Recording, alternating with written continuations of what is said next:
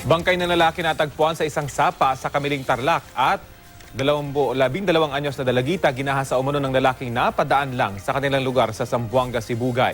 Yan at iba pang balitang probinsya, hatid ni Mav Gonzalez. Halos di pa rin makapagsalita ang 12 taong gulang na dalagita sa Titay, Zamboanga, Sibugay na ginahasa umano ng isang lalaking napadaan lang sa kanilang lugar. Base sa investigasyon, naiwan ang biktima at ang kanyang nakababatang kapatid sa kanilang bahay dahil nagsimba ang kanilang mga magulang. Nang mga oras na yon, napadaan umano sa kanilang bahay ang sospek na si Richard Dialogo.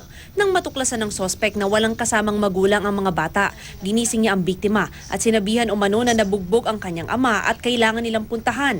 Nagkunwari ang sospek na sasamahan ng biktima at nang makalayo sila ay doon na nangyari ang pangahalay. Agad namang naaresto ang sospek na aminado sa nagawang krimen. Umamin rin ang sospek na dati siyang gumagamit ng droga.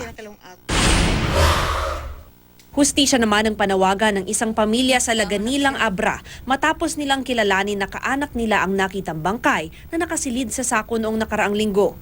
Nakilala ang biktima na si Gemaline Lanas matapos mapanood ng kanyang mga kaanak sa programang Unang Hirit at Balitang Amyanan ang balita tungkol sa natagpo ang bangkay. Hinala ng pamilya, posibleng textmate ng biktima ang nasa likod ng krimen at may iba pang kasabwat. Pinabulaanan naman nila ang nakasulat sa karatula na ipinatong sa bangkay na nagsasabing adik ang biktima. Patuloy ang investigasyon para matukoy ang motibo at salarin sa krimen.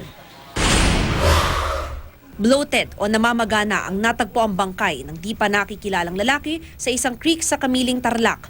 Kumukuha lang daw ng dahon ng malunggay ang isang magsasaka nang makita niya ang bangkay. Mayroong mga tato ang katawan ng biktima. Nakita rin ang isang wallet na may lamang driver's license malapit sa biktima pero hindi pa nakukumpirma kung pagmamay-ari niya ba ito.